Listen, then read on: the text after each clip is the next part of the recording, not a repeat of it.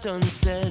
Days that can't be counted by the time till rent. Tomorrow's just another like the one that comes next. The corner of the highway that leads to the job, at the desk by the boss with the elegant watch.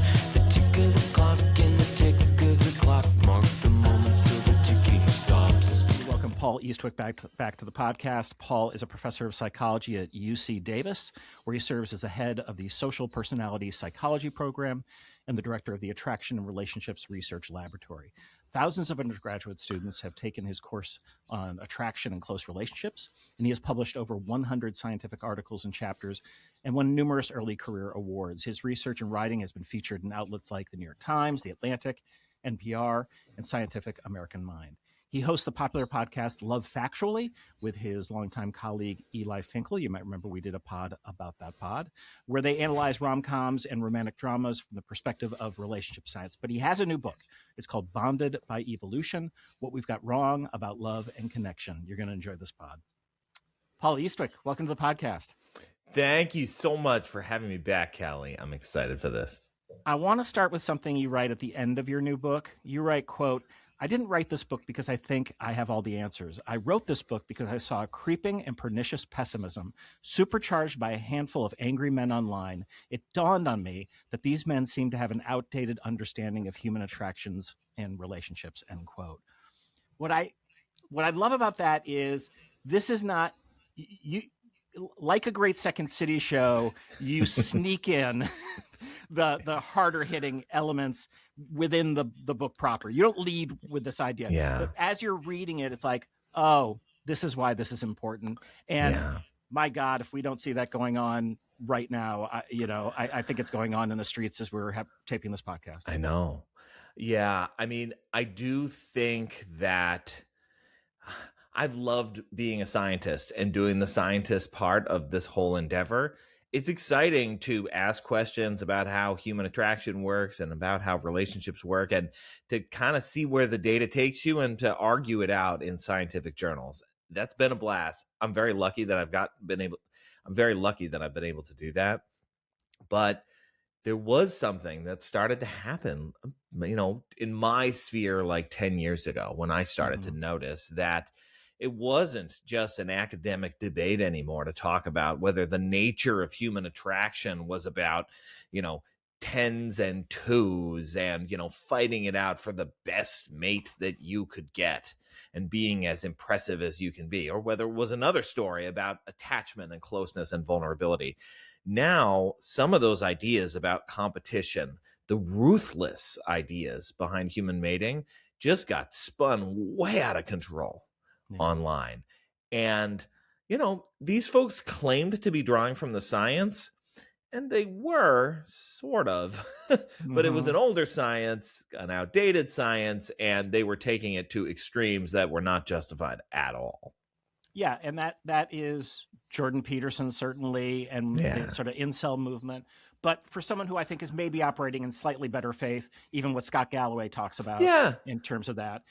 So that's the problem, right? It's gotten that deep that even people who are very sincere in terms of Richard Reeves, who wants to help with this stuff, maybe is relying on what you really call is the Evo script. So let's get into what that is, because that is the basis of this book, that this idea that everyone knows about Darwinism, evolution, is telling us wrong ideas about our relationships. Yeah, that's right. And right, even people who are like quote unquote on our side. I mean, we want to try to make things better and, pursue progressive ideals. When it comes to things in, matters of human attraction and relationships, everybody kind of freezes because we think I have a feeling there's some regressive stuff in there that I don't want to touch. So there are some scientific ideas in that sphere that have been around for a long time. And I think we overestimate their power in real life, and we overestimate how well those scientific ideas have held up. Yep. So I call this the Evo script. It refers to a few pillars of the evolutionary psychology of mating that I think came to fruition in the 90s, and they were very popular, and most people are familiar with them. And in my view, the science has shown the limitations of these ideas, to put it mildly. So one of these ideas is the concept of mate value, which is really twinned with the idea that mating is a market. And we get in there and we battle it out. And you learn whether you're a 10 or a 6 or a 2. And your fate romantically is driven by how you fall within that hierarchy. The second idea that I tackle is the idea that men and women are really, really different in the romantic realm, that men want one thing and women want something else. And it's a tense, competitive vibe between the genders because our interests are so different. And the third idea that I tackle in there is that there are short-term relationships and long-term relationships, and these are different forms of relationships, and some people are good at one and some people are good at the other, and you kind of got to pick a lane. And I think all three of these ideas that I've just articulated, there is a little bit of truth to some components there and a whole great number of misconceptions. Yeah, and those ideas are they have shown up in great literature over times. Certainly movies, because you and Eli cover that every week. And then, though, the thing that really sort of like maybe when this would have gotten better, as you're doing your science, as these other ideas are coming, we start to do internet dating. We start to have these apps, and that's supercharged this problem, right? Yeah. I mean, it is very common for people, when they think about dating and they think about attraction, their mind immediately goes to, well, if I want to do that well, I got to do well on the app. So I got to market myself, got to make myself look good, got to self-promote. Or I got to go to a bar and learn how to talk to strangers. Mm-hmm. I got to be really impressive on these coffee dates that I arrange through the apps, and I get 20 minutes to impress somebody. This is a mode of dating that is very tough for a lot of people, and I think pretty demoralizing. And one of the points that I wish to stress is that this is but one way to do it. And it happens to be an exceptionally modern way of doing it, and one that I think taps quite poorly into anything that one might want to say about our ancestral past. Because when we were evolving on the savannah, tens or hundreds of thousands or millions of years ago, you didn't, for example, approach a lot of strangers, and you certainly didn't have apps, and you had a lot more than 20 minutes to make an impression on somebody, because we lived in small groups. And small groups afford people time to get to know each other. And it kind of turns out like time is in many ways the great equalizer when it comes to all things attraction related. I was at a party last week, and someone was asking me about what I do, and I'm talking about Second City and my particular area, which is this applied improvisation. How we apply improvisation to all these different domains. And they go, "Oh, have you ever done improv and dating?" And I pause for a second because I'm like, we don't have to. It already happened. It already is. I was going to say. I mean, it's like, are you kidding me? I mean, I'm at my wife here. Like I can count the, I would need multiple hands to count the amount of relationships that have come out here. And what I know, because what are you doing? For 8 weeks, you're meeting for 3 hours and looking someone else in the eye. And all your instruction is about how you have to like dig into the details of yourself and be true and be honest and not go into your fear and shame brain. Guess what? Yeah. I mean, I did not intend to write a book that was secretly an ad for Second City improv classes, but I think maybe I did. Maybe you did. I think you did. Because it really is exactly the approach that I recommend to people. I mean, and honestly, for people who are struggling with the apps, which I think is a lot of people these days, I try to remind people, look, there was once a period of time where we would just hang out with other people for the sake of hanging out with other people. That's right. And especially if you can do so in ways that encourage repeated interaction, in ways that you can't opt out. I understand maybe that sounds a little bit like I'm trying to restrict people's freedom. I don't mean that. I just mean that those occasions where you get to hang out with the same people over and over again, those avenues still exist out there. Yep. What we see in the science when it comes to impression formation is that, yes, look, there is agreement when people first meet about who's attractive and who's not. So to some extent, it's speed dating, for example, there are 10s and there are 6s and there are 2s. But what that misses is that there's variability around those judgments. So everybody might say, oh, I'm a 6. Okay, that's the average rating I receive. But some people think I'm an 8 and some people think I'm a 4. Yeah. And if I go to one of your classes, what will happen is that over time, that spread gets bigger. So Yeah. now some people think I'm a 9 or even a 10. And some people think I'm like a 2. I mean, some people are not, not taken with me. And that's okay. Because what the market has done is the forces that created the hierarchy of mate value have weakened over time. And now there is more room for idiosyncrasy, more room for a lot of people to find somebody that they're especially into, and then you sort of hope that the other person is especially into you. And that's kind of where the magic happens. There's another line, and this really struck me in the book, where you say, quote, people don't really have a stable type, end quote. I want everyone listening to this podcast to think about the different people you've had like semi-long-term relationships with. Because when I did that, I'm like, this makes no sense. No one I dated was like, for a period of time, was like anyone else. It was all over the map. Yeah. I mean, if somebody did an audit of my dating life, they would say, well, why do you keep dating fellow psychologists and academics? And I would say, well, it's because like that's who I'm meeting. And if you get beyond that, beyond the pool of people that I am meeting, it's not a lot of similarities. And that's often what we see in the data is that people, like, you think you have a type, but a lot of it is driven by just where you are and who you're meeting and who you're surrounded by. So, and some of that has to do with the, broader things like SES, right? And some of that has to do with the little niches that we create for ourselves because of the things that we like and we enjoy doing. Like, given their own devices, the theater kids are going to date the other theater kids. But if I bring them speed dating and have them meet a few jocks and a few band geeks, now all bets are off. And that's what we tend to see is that like the stability really comes from who you're meeting, not what you feel once you're actually interacting with them.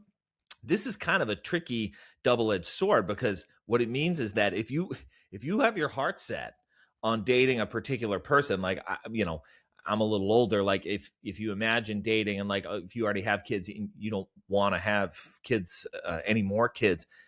The only way to shape who you're going to fall for is to shape the pool of people that you're going to meet. Because if you meet enough people who maybe don't have the attributes that you would draw up on paper, like I have news, you might fall for them. And, then things get complicated. So I went to Ithaca College for a year, the less smart hill in Ithaca, New York. And I made great friends who I'm still in touch with today.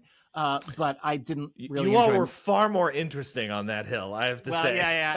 Yeah. Well, yeah, yes and no. So, I was just Sly Dunbar just died, who is the great drummer with Robbie Shakespeare, who is the great bassist. We're the Black Uhuru, and there were a bunch.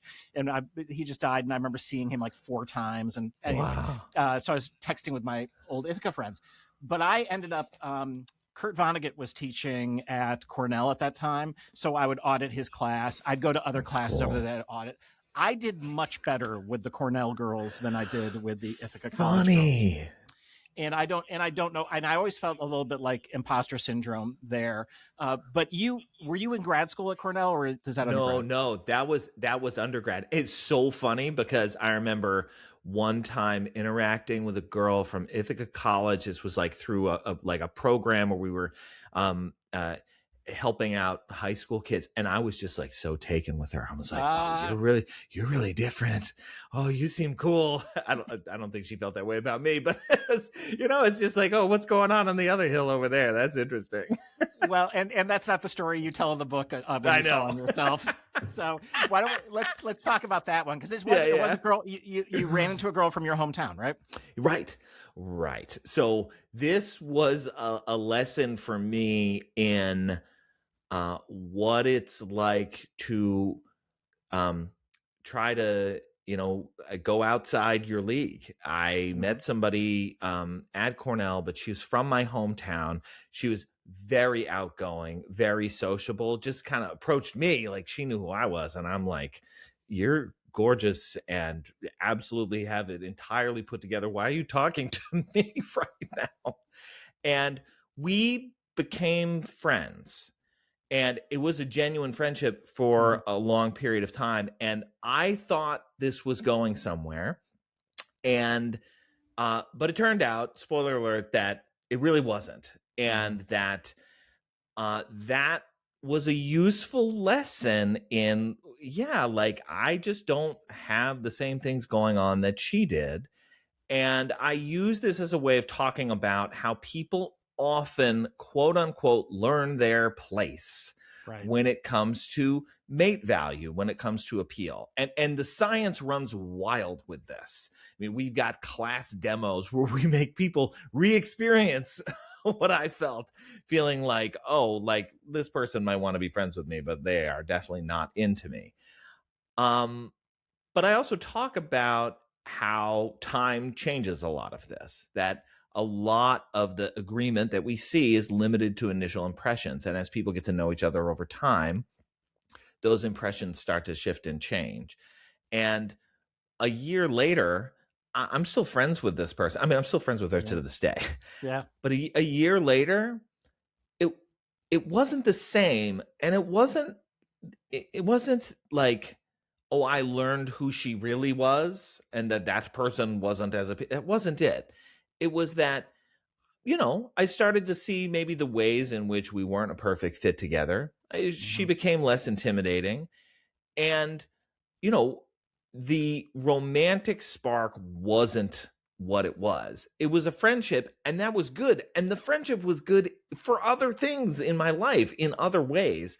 So it ends up kind of becoming a positive story, in my memory, as opposed to, what I think a lot of people would have taken it to a nasty place. But that wasn't how I experienced it. And I really think like we have a choice in how we interpret these kinds of events and what we do in cases like this. Also importantly, you say in the book, quote, you can tell that human close relationships are important by focusing on what happens when they end. And I thought about that with regard to very first girlfriend. Well, maybe the second girlfriend. But the first one that I was like head over heels, her name was Allison. To this day, if Elvis Costello's Allison comes on, that is what I think about. And it was really a painful breakup. And like, I'm in my second marriage. I'm very happy in this marriage. And yet this is, and she probably listens to the podcast because I'm on social media with her. So, but that is why this is so important, because like, think about it, that the hurt is real. Yeah, exactly. And I think that experience too, I think is well reflected by the science, in the sense that we can see when people go through breakups that they become very dysregulated. They have lost, in many cases, what we would call an attachment figure. And that's like one of the points that I really want to stress, is that we are creatures who bond to each other. We form these attachments to each other. And that's really the core of what human relationships are. You want to feel like somebody's supporting you, that they've got your back, that they're going to celebrate you. And so when you break up, not only have you lost something important to you, you've lost the person that you would usually go to when you lose something. So you've lost the important thing and the support at the same time. So it's very, very challenging for people in that sense. The body gets used to having another person around. And so now if that person's gone, we become physiologically dysregulated. It's an exceptionally distressing experience. And I don't think that experience is captured very well by tens and twos, and you got to fight your way up the market. I think it's better captured by concepts like attachment and bonding. Yeah, because you point to the science of the fact that like mismatched couples don't break up with any more frequency than what we would call a matched couple. Yeah, that's right. We don't see any evidence of this. And I think there's a sense in which this is counterintuitive because, again, if you think about it like a competitive market, here we got an 8 dating a 5. Okay. Air quotes around the 8, air quotes around the 5. Okay. So you think, well, if an 8 comes along who's interested in the 8, that relationship is in trouble, surely. But we got to understand a couple of things. First of all, if the 8 is in a relationship with the 5, the 8 doesn't think the 5's a 5. The 8 probably thinks that the 5 is an 8 or a 9 or a 10. All right. So now, whoever the alternative is, whoever the competitor is, they've got a hurdle they've got to get over. And it doesn't help that people tend to do something when they're in relationships. They do this thing we call derogation of alternatives, which is, it's not just that they think their partner is super amazing relative to what other people think. They think the potential alternatives are like worse than they quote unquote actually are. So this 8 who's coming in and is competing, well, she thinks he's a 6. So it's an enormous gap that people have to overcome because of all these motivated reasoning forces. Now, this motivated reasoning doesn't always work. There are many times where it falters. Relationships do break up.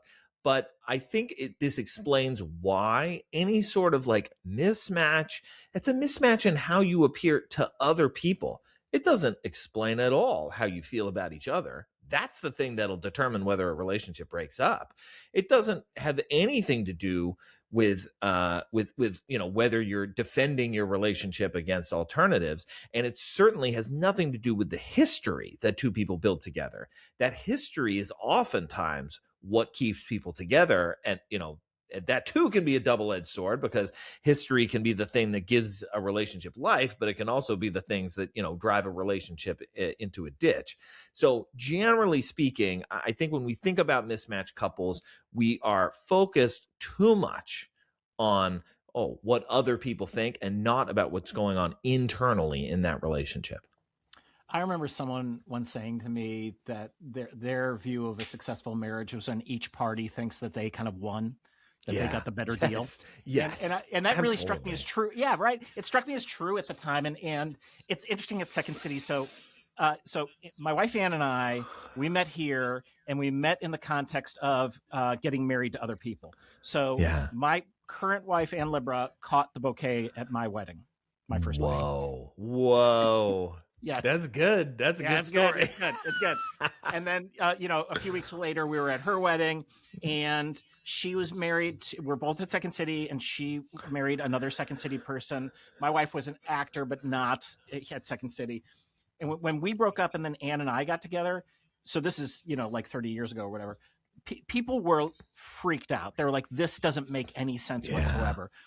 Today, when I tell the story to people, they're like, that doesn't make, you are perfect for each other. Yeah. Like that is the view. And I always find it funny because I remember clear as day, and so does Anne, how people perceive this, and to have that change. But I think to the book, you talk about over the period of the time, what happens with your story.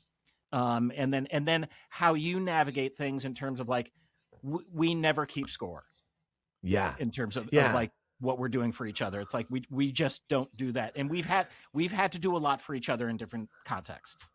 Yeah, I mean, I think when we think about relationships and like what makes two people work or not work, there's a temptation to think that it's like a chemical reaction, like all the pieces are there, and it's just about putting the pieces together in the right way. And if the chemical reaction goes the way that it's supposed to go, these pieces fit here and these pieces fit here, and it just works.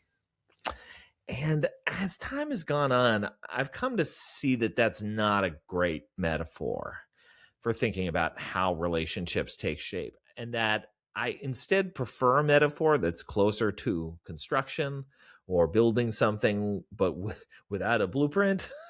Two kids in a sandbox, kind of trying to create a structure, but kind of messing around at the same time. And hopefully two people create something that works for them.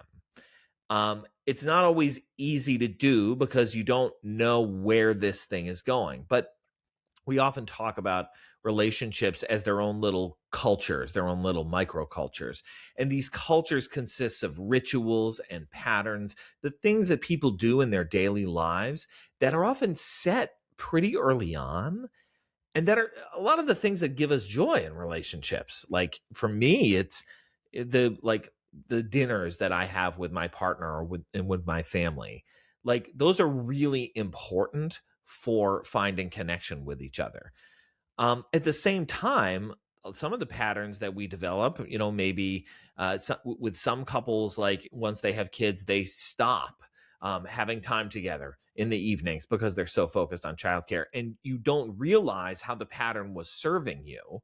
And this is where couples can then confront intimacy challenges in their relationships because their patterns were disrupted and they didn't quite realize it. So I think that this is a better way of thinking about it, that relationships are constructed from thousands of tiny decisions that are very, very hard for people to unwind. And it is sort of an improvisational game in a way that two people are playing. And there's no exact playbook exactly, although there are certainly things you can do to try to be mindful of the decisions that you're making and try to be aware of where patterns aren't serving you well anymore. My friend and colleague Heather Caruso, who was at the University of Chicago, I worked with her. She's at UCLA now.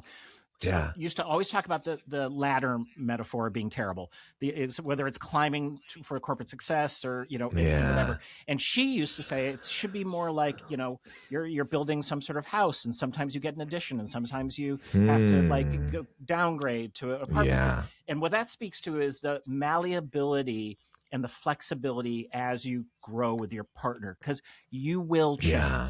Each of you in your own unique ways, and you giving space for that change and allowing the change to happen. And the gift of that is being able to be renewed with interest in this person who is changing, as opposed to the narrative we see all the time, which is you've changed, and that's a bad thing.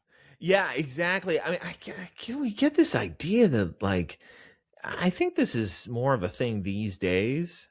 I think maybe with some of the, delayed adolescence and emerging adulthood and people delaying when they form serious relationships.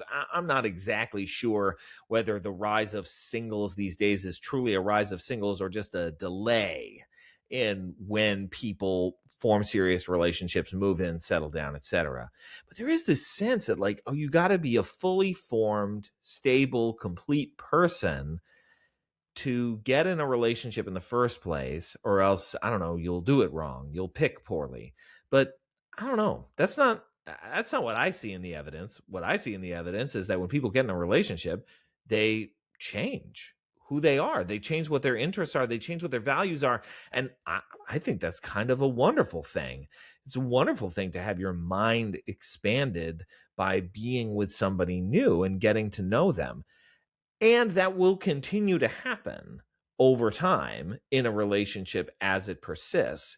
And part of what I think is hard for people is that once we've formed a set of rituals and a set of patterns, and you are a person who, you do your workouts like this and you approach your job like this, it's a little scary when that changes.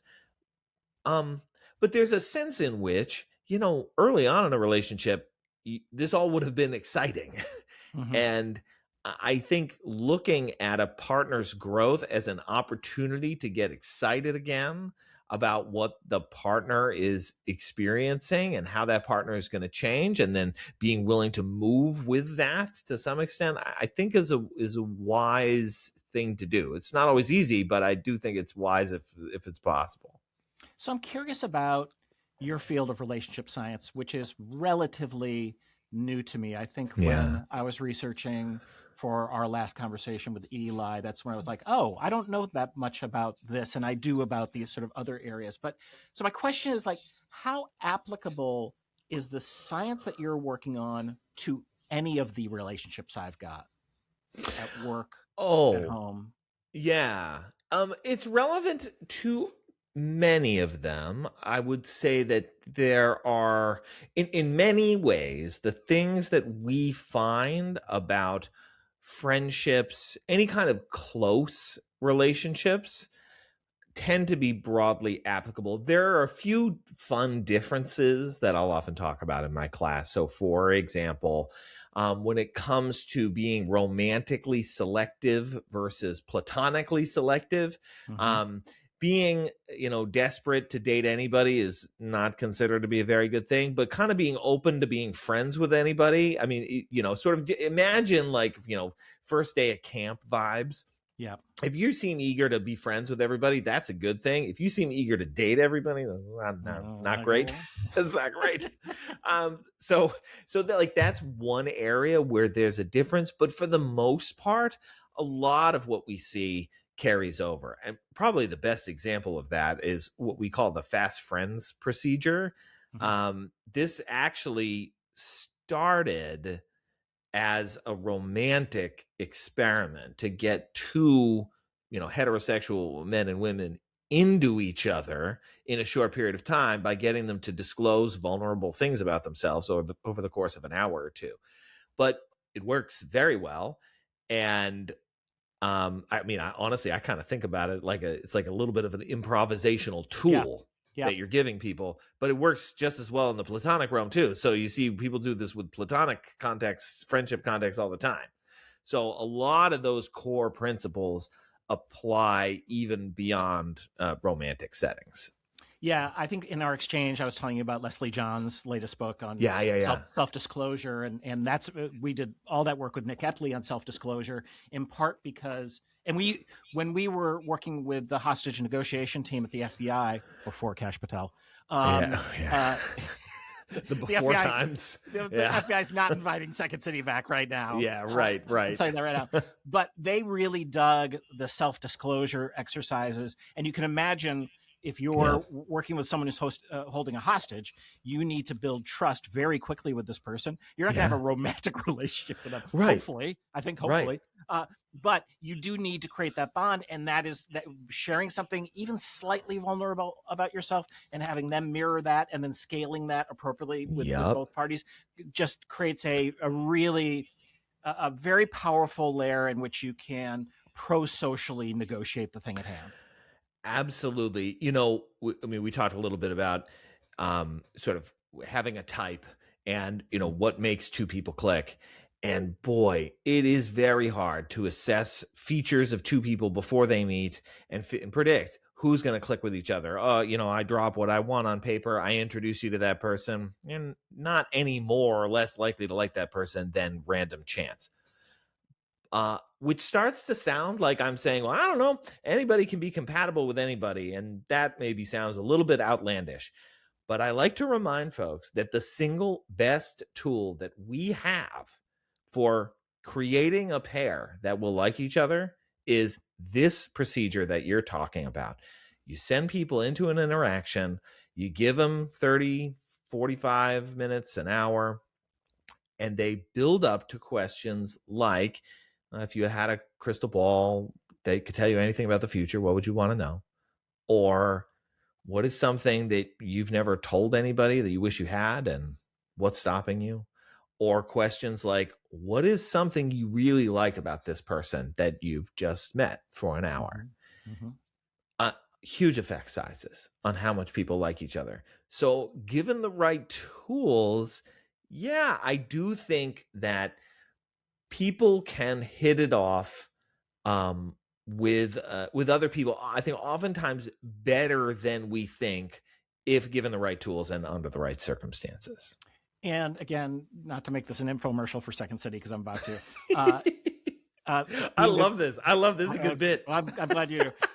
Being a good listener. Simply listening well, which is not, and by the way, the reason it's so powerful, we're terrible at it. Yeah. We're really, we are normally planning our response, which I can't, if I want to have a successful conversation with you, which I do, I have all these notes. I probably asked you 4 questions from the notes. The rest is just, I'm listening to what you're saying and I'm responding. And that is why it appears to be authentic and why it is. Yeah. I can't tell you how often, like when I'm having a conversation with my partner in the evening, like I'm just like creating these lists of like the things that I want to say. And that too, that's a complicated thing because like I really do feel like, oh, I do feel better if I'm able to like disclose and get off my chest all the things that I want to talk about. But also she's got things that she wants to disclose and that she wants to talk about as well. And you got to do that reflection to know like this experience that I'm having, the other person is having this too. So if I'm going to be disclosing, I also need to spend some time being a good listener as well. And, reflect back what she's saying. I can't just like be trying to get to my next thing. That is not a recipe for good interaction. It's hard to do. Yeah, we've had Caroline Fleck on the podcast, whose book is about validation, and that to me it's still a very powerful tool to simply validate the feeling of the person across from you, and nothing else. And you're like, wow, I can't believe how good the rest of that conversation went when in other circumstances it's me trying to fix. Me trying to, brush off whatever it is, just validate and see what happens. Yep. Yeah. Many times, when people wonder, like, how do I handle conflict in my relationship? Because, I mean, conflict is basically inevitable. Yep. But there are different tools and, ways of handling it that can go better or worse. And validation is an important tool to use to have things go better. Things that just show that you're listening. Like you don't have to have the solution right then and there. Sometimes it's just about like, hey, like I see where you're coming from. And also, I was upset about this thing, but I acknowledge that things have improved.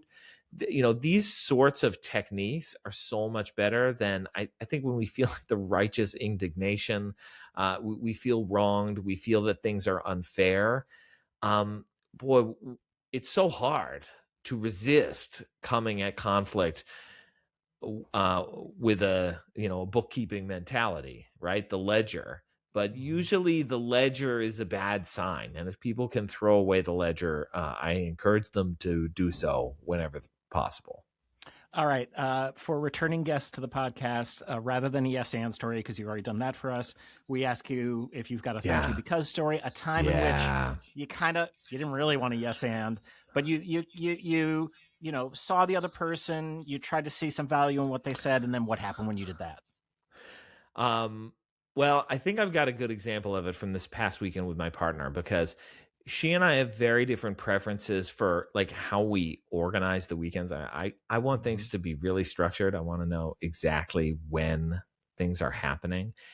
And she prefers more spontaneity. And I didn't really want to have this discussion this weekend. I just wanted to like get to things and get things done. But she more or less insisted that we kind of sit down and that she talked through what her preferences were. And honestly, the reason I think it's a thank you because story is because honestly, listening to her talk through her preferences and me being able to sit there non-defensively, which is very hard for me, but being able to sit there non-defensively, it actually opened up my awareness of why my own preferences are the way that they are. That sometimes it's about anxiety and about worrying that like I'm not going to be able to get to something if I don't know exactly when it's happening. And by getting to that core, we're actually better able to come to like an understanding that, it doesn't have to be like just your way or just my way. If we go at the core, like my anxiety is this and your concerns are this, we can just kind of make it better for everybody. So I didn't want to have that conversation, but ultimately I was very glad that we had it. I love that because it's messy, Yeah. It's not easier, but it's infinitely more interesting to play with that. Yeah. Right. You'll learn something. Yeah. You learn something. The book is called Bonded by Evolution: What We've Got Wrong About Love and Connection. Everyone should get this book. Paul Eastwick, thank you for coming on the pod. Thank you so much for having me.